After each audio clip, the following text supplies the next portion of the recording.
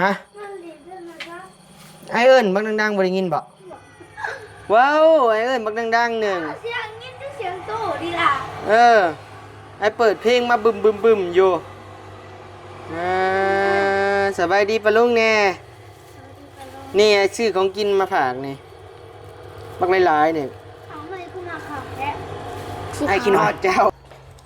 โทรหาเบลลี่พี่น้องกี้นี่กำลังมาว่าซั่นเนาะกำลังอยู่ดงเห็นว่องเดี๋ยวพาน้องเพิ่นไปเอารถถีบเขามาไว้ดีๆก่อนยันเขาลักไปได้เช็ดเอาเข้าไปในเฮือนรถหาม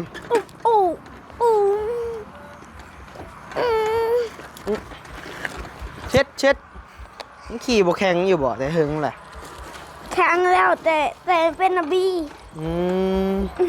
บีน่ะเด้อ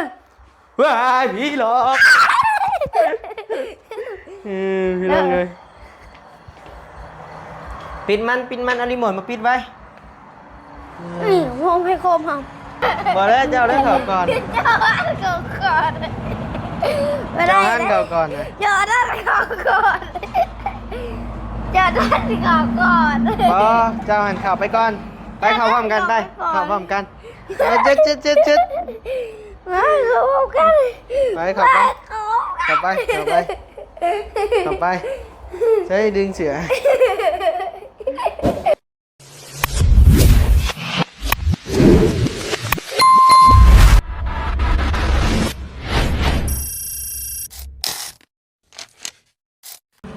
เอา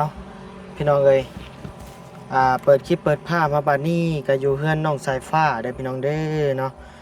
จักเจ้าของเฮือนไปใส่ละพี่น้องเลยเนาะเดี๋ยวไปเอิ้นก่อนนอนเลยไปยักเนาะบ่นิ้วซื้อปิ้งหมูซื้อกับข้าวซื้อนมซื้อหยังมาฝากเพิ่นมากินน้ำกันนี่แหละพี่น้องเลยเนาะบ่ฮู้ว่าจังไดนอนหรือบ่หรือแนวใดเนาะพี่น้องเนาะไปทางเข้าอึบโอ้ยเราถีบกะพุพี่น้องเลยบอกว่าแหละเด็กน้อยอยู่พี่น้องใช้ทางเข่ากันนี่บ่อึ๊บได้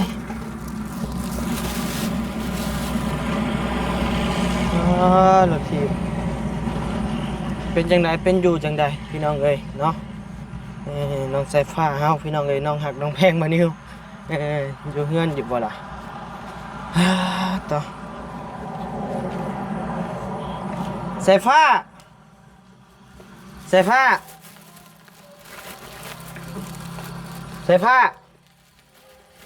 อยู่ซ้ายอยู่ในห้องใส่เปิดประตูอยู่ใช้นี่นะปึ๊บใช้เปิดประตูหน้าบ้านก็ได้ฮามใช้เอาไอเอิญกินนี่คือบ่ได้ยินบ่จะบ่ได้ยินบ่ไอเอิญกินนี่ฮะไอเอิญบักดังๆบ่ได้ยินบ่ว้าวไอเอิญบักดังๆหนึ่งเสียงยินเสียงโตดีล่ะไอเปิดเพลงมาบึมอยู่สบายดีปะลุงแน่นี่ไอซื้อของกินมาฝากนี่บักหลายๆนี่เอาไม่ขึ้นมาขับแท้ไอกินฮอดเจ้าบุญทวีให้กินฮอดเจ้าไอก็เลยว่ามาหาเจ้าก่อนว่าซั่นพี่น้องเอ้ยหาแต่เมื่อนี่บ่ไอ้คือบ่เห็นเรา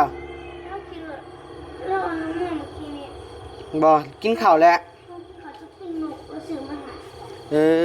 เอาจังหน่อยกิน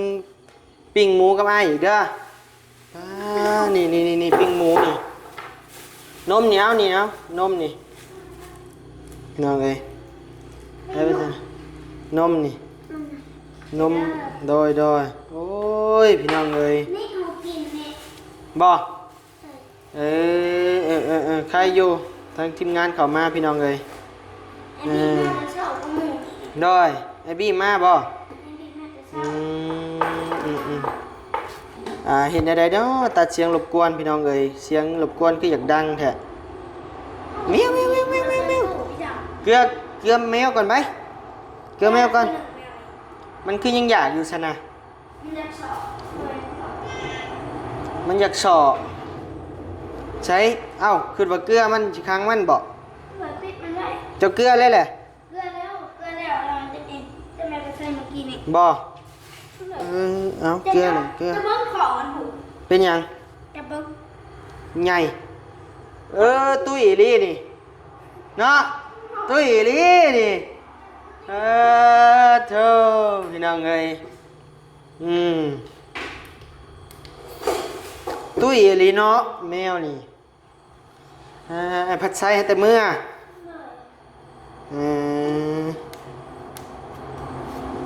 ปึ๊บเลยตั้งกล้องก่อน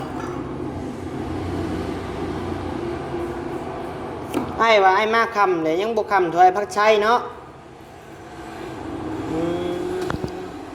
ไอ้พักชัยมาคำลีปิดตู้กันเสียงรถมันดังพี่น้องเอ้ยฮะอ๋อตัวเสียงโดยเอาเดี๋ยวไอ้ปรับเสียงก่อนบอกเดี๋ยวแป๊บนึงพี่น้องเอ้ยโอเคพี่น้องเอ้ยปรับเสียงลงอย่ามันมีเสียงรบกวนจากรถนะพี่น้องเนาะเพราะว่ารถแล่นดังแห้งพี่น้องเอ้ยเดี๋ยวมันดิ่นมาโอ้มาล้มกับน้องมานิ้วกันบุญเจ้าเห็นว่าบุญทวีให้ที่นอดเจ้าใส่ผ้าเลยไปใส่หาบุญทวีบอก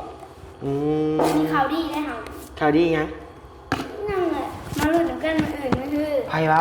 น้ำใช่สิได้ไพ่หรือบ่ได้ไพ่มาลุ้นน้ำกันโอ้มีข่าวดีบ่ไพ่ผ้าบ่มานั่งโบโหลุ้นน้ำกันอยู่มีเงินเราอยู่น้ำเล่าแล้วเงินฮะเราให้ FC ลุ้นน้ำกันก่อนบ่แล้วจะแจ้งข่าวดีเงินมาหอดแล้วเลยเงินจากร้านน่ะโบโหเรายังบ่ทันบอกขายเห็ดไฟจากร้านขายเห็ดไฟน่ะเขาก็ยังโบโหเรายังอีไปถามลุงเขาอยู่ยังบ่ฮู้ราคาข้าวไผ่บ่ตอนนี้เลยเฮ็ดจังได๋คือว่ามีเงินเข้ามาซะเบาปัจจัยเลยเบาปัจจัยเปิดสมทบบ่เลยมาลุ้นน้ำกันจะสิเขาก็ยังบ่ทันรู้ว่าสิได้หยังเฮ้ยอ้ายคือบ่ฮู้หยัง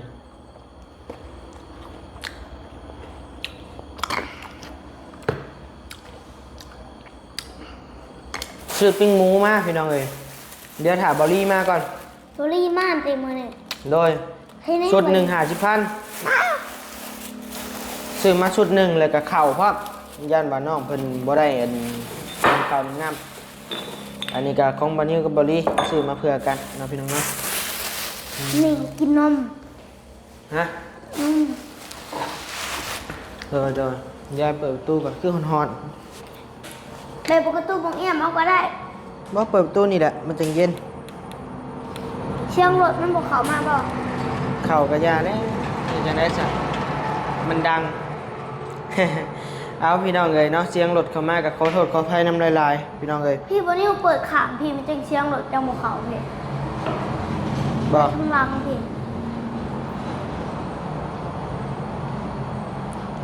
ข้างล่างที่เราเปิดไม่ได้มันเอาหลอกไว้อีกทึงบอกทึงซูง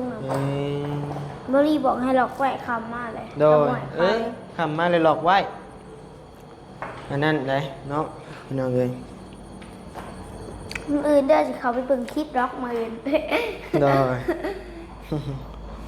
ใช่บอลี่มาเลยบอกคลิปไอบีกับไปชิโน่แล้วได้คลิปไอบีกับไปไทยเลยคลิปไอบีกะเอาไปนั่งคุณได้ไหมเขาอาจจะปิดคลิปยังบ่ได้ปิดซับไปนี่ไหมมอได้น้อยอันนี้เห็นเจ้าไปเขาก็เลยไปดังดังลิ้นเอาหลุดนี่เนาะคือบ่อาบน้ำหอาบได้เจ้านี่บอกคือเหม็นเนี่ยใช่บอกหนุ่มเจาะเขาไปอาบน้ำแล้วคือเหม็นแท้อาบน้ำจากไอ้ปลาไส้2 คนบอกเลยอาบน้ำบ่ซ่าหัวไอ้เบิ่งโอ้คักแล้วแม่นาลีนี่บ่มียางหัวซะมืดเลยเบิดเลยเด้สบู่ยังอยู่บ่นั่งสบู่ที่ห้องไปใส่ม่วงเด็กป้าตัวเดียวใครใส่มองห้องจับไอ้ปลาไส้2 คนไปใส่มองเดี๋ยวก็เด็กป้า ตัวหนึ่งก็ทำแบบไก่ตัวเดียวหนึ่งก็ปล่อย เอามองมาได้ใช้ มองบุญทวี บุญทวีก็ออกไปหาเฮ็ดเวียกเห็นงานพี่น้องเอ้ยไปก็บ่ซ่าเนาะ จะลองพันบุญบ้านภาษาได้ ฮะ จะพันบุญบ้านภาษาได้จะนอนนี่ละ มื้อใด เราวันเสาร์ อืม นี่จักมือวะทิศหนึ่ง บ่ ทิศเต็งดิดเด้อทิศเต็ง สิไปลินเฮียนพระทางบ่ ทิศหนึ่งแล้วภาษาเฮ็ดเรียกแล้วนะหันแล้วทิศหนึ่ง อืม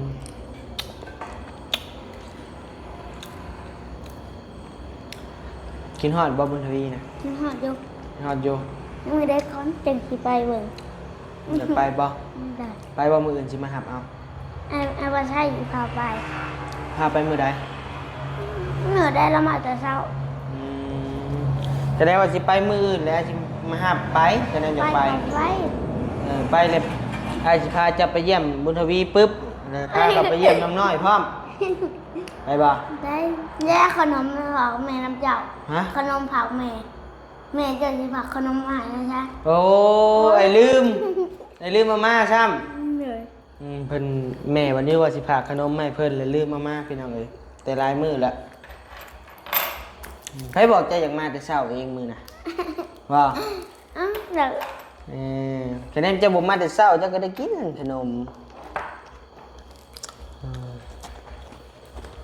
มื้ออื่นว่าสิพาแม่เขาไปนินทาตุพนมพี่น้องเอ้ยแต่ว่าแม่วันนี้บ่ไปซับบัดนี้ จังได้ทางเบิ่งก่อนพี่น้องเอ้ย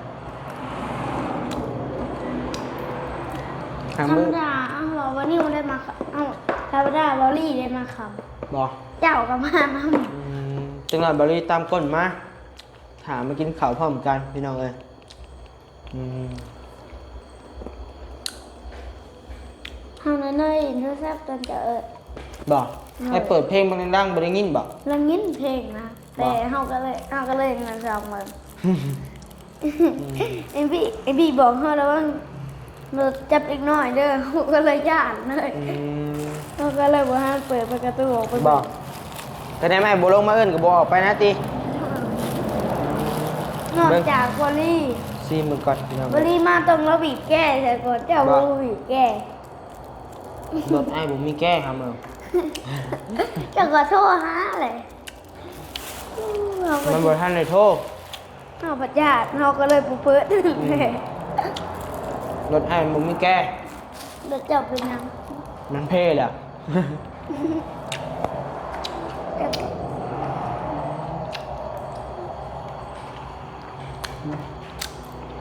พอดีแล้วมื้ออื่นอาจสิมาหับเจ้าอาจสิไปตัดไฟ จะไพ่เลย ตัดไฟอยู่วัด เว้ยอย่าบอกได้ทางมันเหมือนดิ มืดบ่ เหนื่อย บ่ตัดก็เฮ็ดจังได๋เพิ่นสิ อ้าว หา ไอ้ปลาไส้เรื่องที่เห็ดก็ลงน้ำดู เพิ่นบอกให้ถอนล่ะ ไอ้ปลาไส้ว่าเรื่องที่เห็ดก็ลงน้ำให้เราบอกเราสิ แบบนี้เนาะพี่น้องเนาะก็จะถอดเนาะทางบารี่ทางบัดนี้ปรึกษากันแล้วเนาะว่าถอดก้อนว่าซั่นเนาะ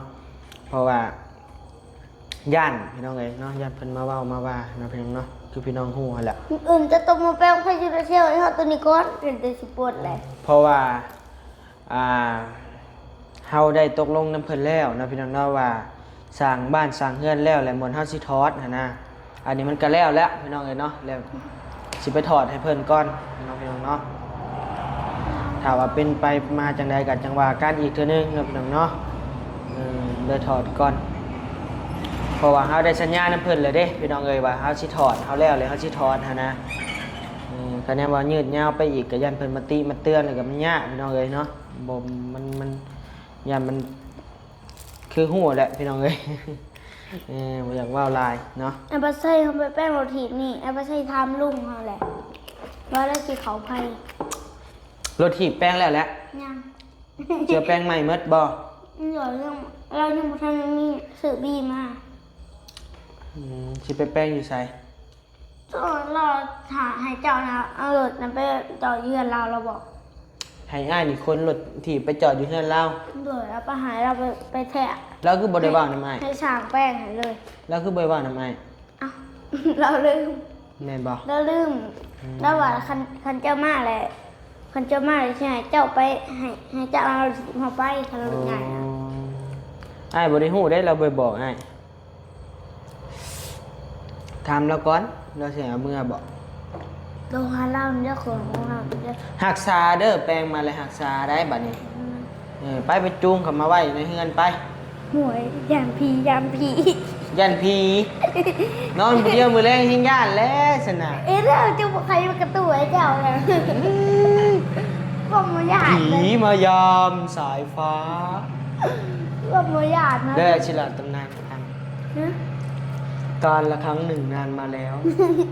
มีเด็กชื่อน้องสายฟ้าอยู่ลำพังตัวคนเดียว ได้นอนอยู่คนเดียว แล้วมีผีตัวหนึ่ง ไหน เดินเข้ามาเคาะประตู จังหน่อยเมื่อเลยให้อีกแล้วพี่น้องเอ้ยเนาะหยอกน้องเพิ่นเล็กๆน้อยๆพี่น้องเอ้ยพอได้หัว แต่ว่าย่านแท้แล้วนี่เบิ่งคักแล้ว เขาไม่ยานดอกเขามีไฟผ่าอะไร เนาะอยากได้บ่ไฟฟ้า ได้ เอาพี่น้องเอ้ยเนาะข่าวว่าได้อันเพิ่นให้ลงไฟฟ้านี่ก็บ่นิ้วคิดว่าสิน่าบ่แพงบ่น่าจะแพงปานใดพี่น้องเอ้ยเพราะว่ารักไฟฟ้ามันมาอยู่เบื้องนี้แล้วนะคะแนนมาลมกับในบ้านได้นะพี่น้องเนาะลุงเขาน่ะร่มได้แล้วจับลุงเขาน่ะ บอก บุญเนี่ยลุง เดี๋ยวเฮาได้เอาคอมพิวเตอร์ลงในนั้นแล้วเฮาก็เดินสายไฟเส้นน้อยมากก็ได้พี่น้องเอ้ยราคาจะบ่สูงเนาะเพราะว่าน้องสายฟ้านี่ก็มีแล้วสายไฟ2ก้อแล้วบริซื้อมาเนาะก็เกือบถึงมีแต่ซื้อมาเพิ่มอีกเพราะว่าสายไฟที่ต่อมาเป็นสายไฟบ่สร้างน้ำพี่น้องเอ้ยมันก็เลย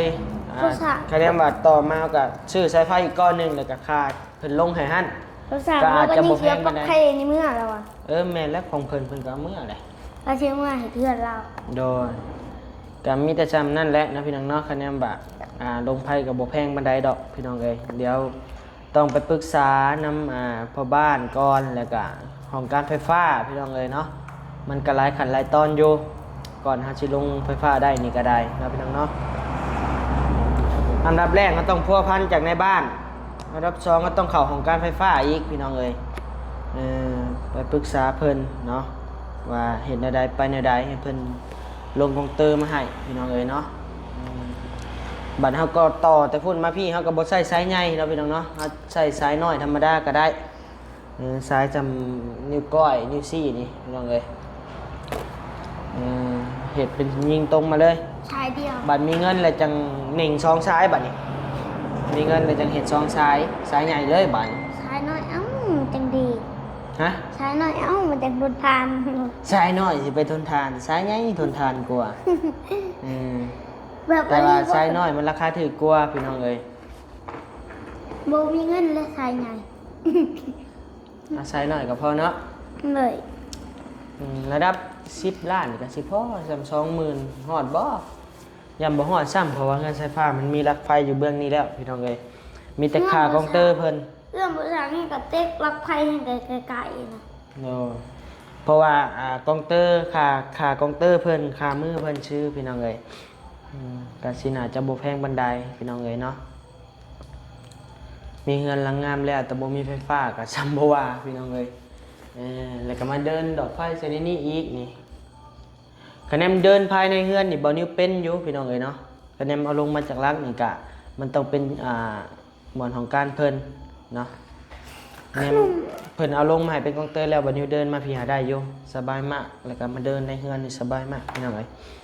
การสิประหยัดค่าใช้จ่ายไปอีก กิน คะแนนจ้างเพิ่นก็แห้งคักแล้วเนาะคะแนนมามีเงิน คุณน้องเจ้าถ้วยไม่ไปซื้อมา หึ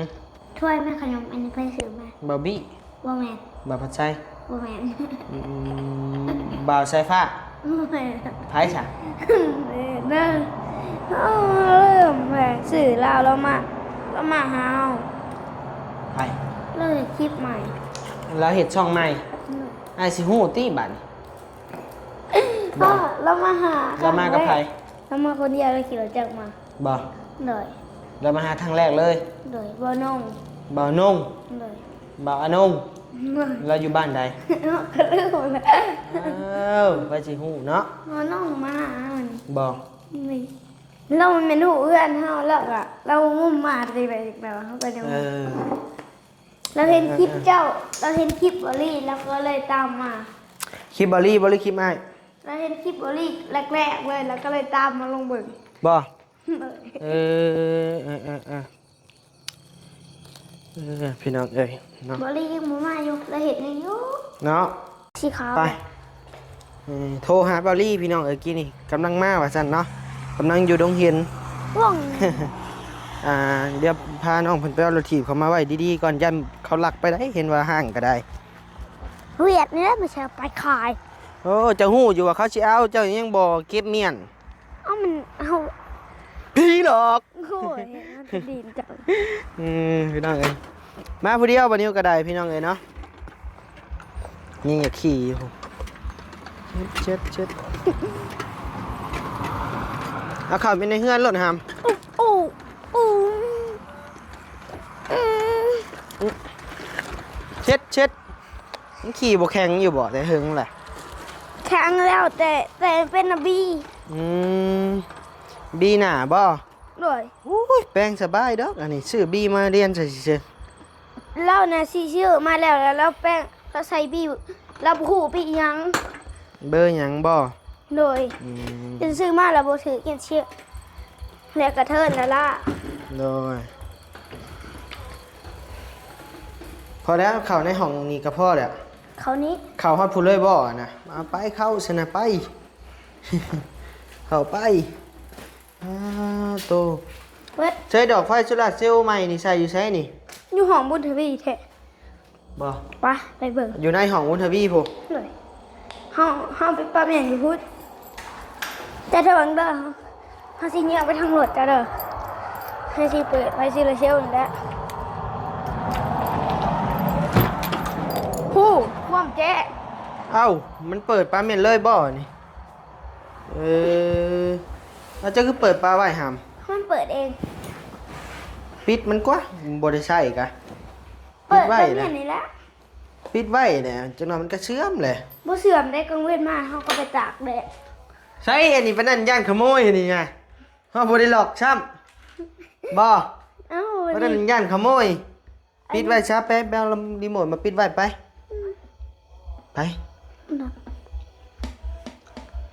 เฮาบ่ได้ใช้เฮาก็ปิดเม่นดีๆแหละเนี่ยเห็นบ่ เยียงไฟใช่ไหมนี่เห็นป่ะบัดไอ้เอาไฟออกมันก็เปิดนี่เอาออกห่านห่าน เด้อ ว้ายผีหลอกพี่น้องเลยปิดมันเอารีโมทมาปิดไว้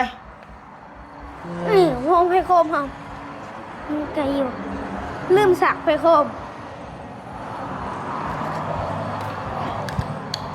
หารีโมทเปิดเครื่องก็แบบ เด้รีโมทมันนะ รีโมทอัพพรีเมียมกูได้อันนี้นะ บ่ รีโมทอัพพรีเมียมกูได้ โอเคไปปิดประตูไว้บัดนี้ไปปิดประตูไว้พูนประตูปองเยี่ยมผู้ มาผม ไปนี่ไหม ไม่น้ำกันเลย ไป นี่เขามีไฟโคมเลยเกิดกันเลย ไปขอนำกันไป มาด้วยกันเลย ไป เจ้าของวัดเจ้า บอกแล้วเจ้าเล่นเขาก่อน เจ้าวัดเขาก่อน เจ้าหันเขาก่อนนะ เจ้าด้านเขาก่อนเจ้าด้านเขาก่อน บอเจ้าหันเข่าไปก่อน ไปเข้าพร้อมกันไปเข้าพร้อมกันจึ๊ด มาเขากัน ไปเข้าไปใช้ดึงเสือพี่น้องมันจิไล่ตาแล้วบัดนี้ปิดดอกดี แห้งหูถึง เบิ้งสิดึงให้เบิ้ง มันใส่ดอกแต่เทิงอย่างเดียว ใช่ล็อกทั้งเทิง ไหนเบิ้ง มาพี่ โอ้ยจอหูเบิ้งโอเคโอเคไปเฮ้ย ไปเอ้ากระแจตัวนี้เดี๋ยววะ เอ้าจะว่าใส่ เนาะอยู่พี่ดิ เอ้าบัดนี้ไอ้สิปิดคลิปแล้วมาสบายดีปะลุงเนี่ยไอ้สิปิดคลิปก่อนบัด ส นี้ วัสดีปะลุง โดยสู้ๆเด้ออยู่เงินผู้เดียวเด้ออยู่ดีมีแฮงเด้อ หน่อย เอาโอเคพี่น้องเอ๋ยเนาะสำหรับคลิปนี้ทางบันนิวก็สิขอลำลาพาจากเพียงเท่านี้แหละพี่น้องเอ๋ยมาเยี่ยมมายามพี่น้องเอ๋ยกินฮอดน้องทรายมื้อนี้ก็เลยมาค่ำๆมืดๆแน่จักโมงเลยใช้ภาพเบิ่ง